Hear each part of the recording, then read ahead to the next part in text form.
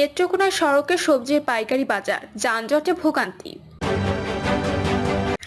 মহানবী সাল্লাল্লাহু আলাইহি ওয়াসাল্লামকে নিয়ে কটূক্তি করায় শিক্ষককে চাকরিচ্যুতির দাবি। জানাবো শেখ হাসিনার বিবৃতি প্রসঙ্গে বিক্রম মিস্ত্রি, সমর্থন নেই ভারতের। বাংলাদেশ বিরোধী আগ্রাসনের প্রতিবাদ, পোড়ানো হলো ভারতীয় কাপড়।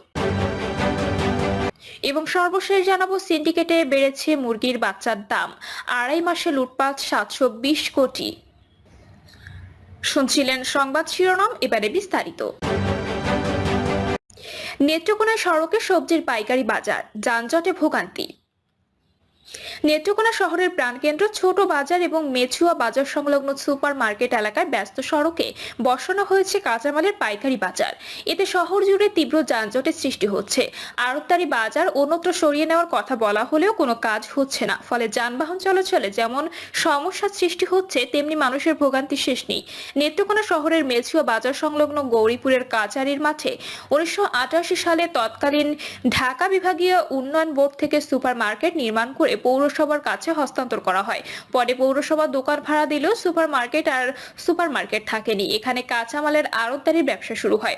গত 25 বছর ধরেই সুপার মার্কেট দখল করে কাঁচামালের আড়তদারির ব্যবসা চলছে। ফলে এখানে জেলার বিভিন্ন উপজেলা থেকে পাইকারি ক্রেতারা সকাল 6টা থেকে গভীর রাত পর্যন্ত যানবাহন নিয়ে সড়ক দখল করে ব্যবসা করে।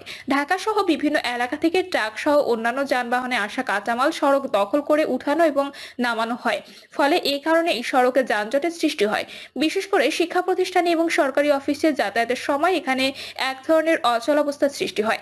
ব্যবসায়ীরা জানান, আমাদের ব্যবসার জন্য সহজ কোনো এলাকা দিলে আমরা এখান থেকে উঠে যাব, তবে সারা জেলার খুচরা বা পাইকারি ক্রেতা যাতে মালামাল পরিবহন করতে পারে সেরকম এলাকা দিতে হবে বলেও তারা জানান।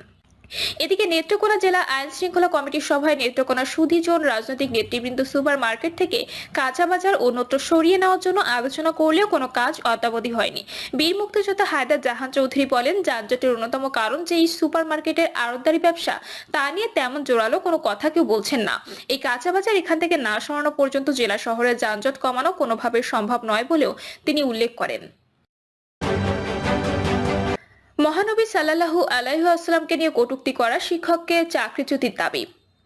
মহানবী হযরত মুহাম্মদ সাল্লাল্লাহু আলাইহি ওয়াসাল্লামকে নিয়ে কটূক্তি করা এবং 24 এর শহীদদের নিয়ে উপহাস এবং অভিযোগে ঢাকা বিশ্ববিদ্যালয়ের আধুনিক ভাষা ইনস্টিটিউটের অধ্যাপক শিশির ভট্টাচার্য এবং গণ অভ্যুত্থানের গণহত্যার সহযোগিতা করায় বিশ্ববিদ্যালয়ের শিক্ষক সমিতির সাবেক সভাপতি নিজামুল হক ভূঁইয়া সহ ফ্যাসিবাদীদের সব দোষর শিক্ষকদের কঠোর বিচারের দাবি জানিয়েছেন বিশ্ববিদ্যালয়ের একদল শিক্ষার্থী।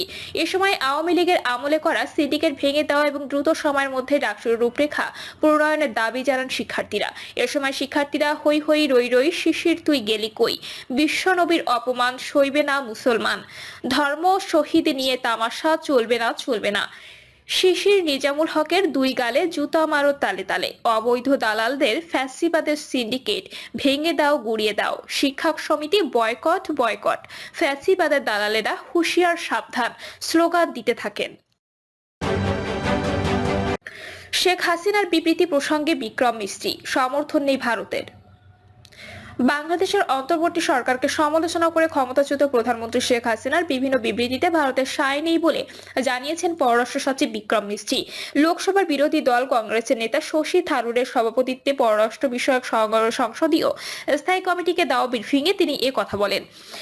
India does not endorse Hasina's statement মিশ্র শিরোনামে দ্য হিন্দু এক প্রতিবেদনে জানিয়েছেন বিক্রম মিস্ত্রি ঢাকা সফর করেন। তারা ঢাকা সফর নিয়ে ভারতের পররাষ্ট্র বিষয়ক সংসদীয় স্থায়ী কমিটিকে তিনি ব্রিফ করেন। ব্রিফিংয়ে বিক্রম মিস্ত্রি বলেন, বাংলাদেশের অন্তর্বর্তী সরকারকে নিয়ে ক্ষমতাচ্যুত প্রধানমন্ত্রী শেখ হাসিনার বিভিন্ন সমালোচনামূলক বিবৃতিতে ভারতের সায় নেই। এটা নিয়ে ভারত বাংলাদেশ সম্পর্কে একটা অস্তিত্ব বিরাজ করছে। পররাষ্ট্র সচিব বলেন, বাংলাদেশের সঙ্গে ভারতের সম্পর্ক কোনো একক রাজনৈতিক দল বা একটি সরকারের মধ্যে সীমাবদ্ধ নয়। বাংলাদেশের জনগণের সঙ্গে সম্পর্ককে গুরুত্ব দেয় ভারত। তিনি বলেন, শেখ হাসিনা তার মন্তব্যের জন্য ব্যক্তিগত যোগাযোগ ডিভাইস ব্যবহার করেছেন। ভারত সরকার তাকে এমন কোনো প্ল্যাটফর্ম বা সুযোগ সুবিধার ব্যবস্থা করেনি যা দিয়ে তিনি ভারতের মাটিতে বসে রাজনৈতিক কর্মকাণ্ড চালিয়ে যেতে পারেন।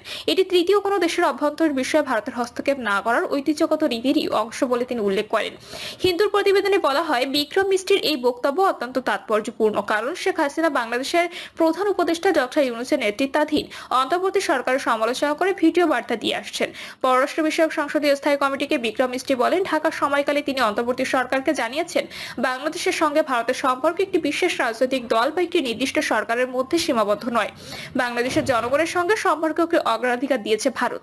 তারা বাংলাদেশের বর্তমান সরকারের সঙ্গে কাজ করবে। বিক্রম মিস্ত্রি বলেন, বাংলাদেশের সংখ্যালঘু সম্প্রদায়ের উপর সহিংসতার অভিযোগের স্বীকৃতি নিয়ে ভারত উদ্বিগ্ন ছিল।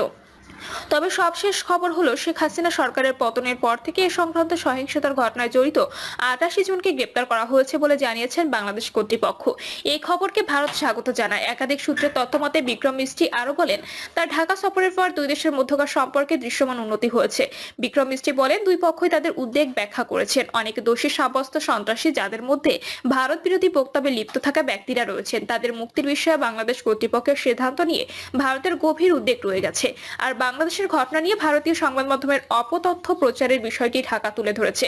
একাধিক সূত্রের তথ্য মতে পররাষ্ট্র বিষয়ক সংসদীয় স্থায়ী কমিটির অনেক সদস্য বাংলাদেশে ইসকন নেতাদের গ্রেপ্তারের বিষয় নিয়ে ব্রিফিংয়ে প্রশ্নও তুলেছিলেন, কিন্তু এ বিষয়ে বিক্রম মিস্ত্রির কাছ থেকে কোনো উত্তর পাওয়া যায়নি। বিক্রম মিস্ত্রি অবশ্য পররাষ্ট্র বিষয়ক সংসদীয় স্থায়ী কমিটির সদস্যদের বলেছেন, ঢাকা সফরকালে তিনি বাংলাদেশের কর্তৃপক্ষকে জানিয়েছেন বিভিন্ন মন্দির ও ইন্দিরা গান্ধী সাংস্কৃতিক কেন্দ্রে হামলার ঘটনা স্বীকার করা দরকার। বাংলাদেশ বিরোধী আগ্রাসনের প্রতিবাদ, পোড়ানো হলো ভারতীয় কাপড়।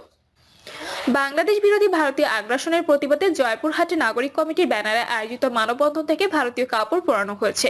গতকাল শহরে 0 পয়েন্টে কর্মসূচি পালিত হয়।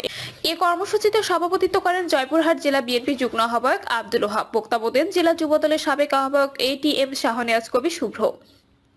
বক্তারা বলেন, দেশে যখন গণতান্ত্রিক সামাজিক উন্নতি হচ্ছে, সেই সময় দেশ নিয়ে মিথ্যাচার করা হচ্ছে। আপনারা আপনাদের দেশকে নিয়ে ব্যস্ত থাকেন, আমাদের দেশ নিয়ে আপনাদের ভাবতে হবে না। আমরা দেশকে সুন্দরভাবে পরিচালনা করতে পারবো। আমরা এই দেশে হিন্দু, মুসলমান, বৌদ্ধ, খ্রিস্টান সহ সব ধর্মের মানুষ একে অপরের পাশে থেকে চলতে পারবো। আপনারা উস্কানিমূলক কথা বলে আমাদের দেশকে নষ্ট করার চেষ্টা করবেন না। প্রতিবেশীর মতো আচরণ করুন। তিনি আরো বলেন, শেখ হাসিনা ক্ষমতায় নাই, এটি আমাদের মাথা ব্যথার, বলতে পারছেন না, তাই বিভিন্নভাবে বলছেন। এই বিজয়ের মাসে বলতে চাই, আমরা ভাষার জন্য প্রাণ দিয়েছি, দেশ স্বাধীন করতে প্রাণ দিয়েছি। এই দেশের মানুষ দেশে গণতন্ত্র প্রতিষ্ঠা, স্বৈরাচারকে বিদায়ের জন্য জুলাই আগস্টে আবারও প্রাণ দিয়েছে। আমাদের অধিকার প্রতিষ্ঠার জন্য আমরা সবসময় রক্ত দিতে জানি। তাই আপনারা যদি এই দেশকে অশান্ত করতে চান, তাহলে আমরা আবারও দেশের স্বাধীনতা রক্ষার জন্য রক্ত দেব। আমাদের মধ্যে ধর্মীয় কোনো ভেদাভেদ নিয়ে সকল ধর্মের মানুষই আমাদের ভাই ভাই। আমরা সকলের মানবিক মানুষ হিসেবে এই দেশকে গড়তে চাই। সিন্ডিকেটে বেড়েছে মুরগির বাচ্চার দাম, 2.5 মাসে লুটপাট 720 কোটি। কোনো সুনির্দিষ্ট কারণ ছাড়াই দেশের বাজারে অস্বাভাবিকভাবে বেড়েছে মুরগির বাচ্চার দাম। গত 2.5 মাস ধরে নির্ধারিত দামের চেয়ে বেশি টাকা দিয়ে মুরগির বাচ্চা কিনতে হচ্ছে খামারিদের। এতে করে সংকটের মুখে পড়েছে দেশের পোল্ট্রি খাত। একই সঙ্গে খামারিরা আর্থিক ক্ষতির সম্মুখীন হচ্ছেন। সব